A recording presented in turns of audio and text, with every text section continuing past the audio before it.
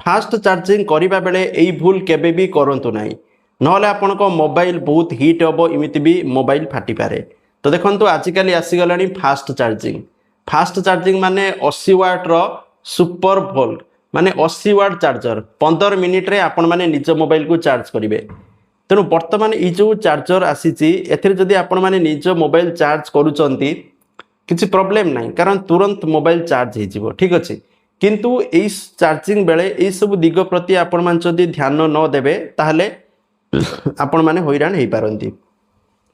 प्रथम जिनस original charger use न करिबा देखंतु आपण जतबे मोबाइल किणुथुबे मोबाइल सहित चार्जर आसुथबो तो बहुत सारा लोक सही चार्जर यूज न करके आउरी अलग चार्जर घरे थे खेची दौथे सी भी सही सुपर फास्ट किंतु सब मोबाइल कैपेसिटी अनुसार चार्जर अलग अलग थाए। जदि आपण माने अलग चार्जर यूज करूचंती वोल्टेज मिसमैच हम जे यही एतिक वोल्टर चार्जर यही मोबाइलटा ठीक अच्छे। तेणु बैटेरी हिट बढ़ो जदि धर मोबाइल गोटे गोटे एमती लोक अच्छा मोबाइल सुपर फास्ट चार्जर नुहे फास्ट चार्जर वाला नुहे मोबाइल किंतु फास्ट चार्जर खेची दौरान जोर चार्ज हो तो सही क्षेत्र में कौन हुए ना मोबाइलटा हिट हो जाए अधिका हिट हुए गरम हुए जहाँफल बैटेरी लाइफ स्पान कमी जाए बैटेरी धीरे धीरे डैमेज हो डैमेज हेल्ले कौन हम ना चार्ज गेंजी देवे शीघ्र चार्ज हो शीघ्र ही बैटेरी सरीज आ बेले बेले चार्ज गेंजीबे सी कौन हम चार्ज नबनी किंतु गरम हो जाए मोबाइल ये हुए। तेणु आपण मैंने एप्रति ध्यान रखिए ओरिजिनल चार्जर यूज करेंगे। फोन यूज करने बेले चार्जिंग करवा देखो जिते आपण मैंने फोन यूज करुँच व्यवहार करुँच मोबाइल को चार्ज रे बसातुनी चार्ज रे तो बसई मोबाइल व्यवहार करंतु नहीं। बहुत सारा मोबाइल ये ब्लास्ट होती चार्ज बसिक कथा हो किए मोबाइल देखुए तो इस में मोबाइल बहुत गरम हुए गरम हो ब्लास्ट भी हो पारे एप्रति आपण मैंने सावधान रुहतु। तब ओभरनाइट फास्ट चार्जिंग तो बहुत सारा लोक अच्छा चार्ज गेंजिक राति शोई पड़े हे चार्ज होता तो ये हवा द्वारा कौन हुए ना मोबाइल अत्यधिक गरम हुए ता सहित अधिका जिते चार्ज धरतु होगा धरतु आप मोबाइल 15 मिनिट चार्ज हम कि घंटे चार्ज हम घंटे चार्ज होगा जो राति सारा बसला आपण बैटेरी खराब हो जहाँफल बैटेरी बेसी दिन लास्टिंग करनी ठीक अच्छे।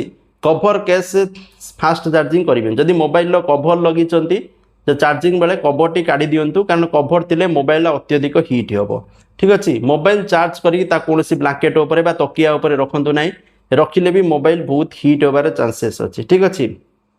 चीप केबल यूज करवा सस्ता केबल यूज करा सस्ता चार्जर मार्केट जो मिलूँ यूज करेंगे जोटा आपंकर ओरिजिनल अच्छी यूज करेंगे आ सस्ता चार्जर करेंगे आपण मोबाइल टी शीघ्र खराब हो ठीक अच्छे।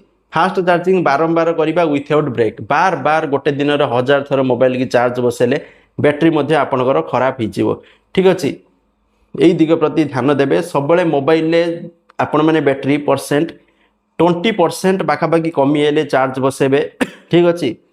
आपण धर 60% अच्छी चार्ज खेचिदेवे पुणी थे नहीं 20% हम चार्ज बसेबे 80% हम चार्ज काटिदेवे केबे पूरा फुल चार्ज करेंगे कि 20% रु कम होगापाई देवेनि आपंकर बैटेरी लाइफ बहुत भल रही ठीक अच्छे। यही सब दिग प्रति यदि ध्यान देवे ताहले आपंकर बैटेरी लाइफ भल रही सहित मोबाइल चार्जिंग बेले आउ गोटे इनफॉरमेशन मोबाइल गरम हो जाए तो बहुत सारे लोग फ्रिज भितर पूरे दिखती कमेंट आसी देखो मोबाइल जदि आपंकर हिट अच्छी गरम अच्छी फ्रिज रे केबे पुरेबेनी ब्लास्ट हो पारे कारण मोबाइल जदि अत्यधिक गरम अच्छी फ्रिज रे अत्यधिक ठंडा रिएक्शन करें तेणु बाहर रखिदेवे कवर खोलदेवे फैन पाखे रखिदेवे कि टेबुल फैन पाखे कूलर पाखे रखिए कि फ्रिज भितर डायरेक्ट पुरेबे ना जदि पुरेबे ताला बैटेरी खराब होगा सहित ब्लास्ट होबार चांसेस रोचे। तो यही सब दिग प्रति ध्यान देवे जदि आपण मैंने मोबाइल यूज कर मोबाइल चार्ज बसाउं चार्जिंग बेले यही सब दिग प्रति निहाती भाव ध्यान देवे। थैंक यू जय जगन्नाथ।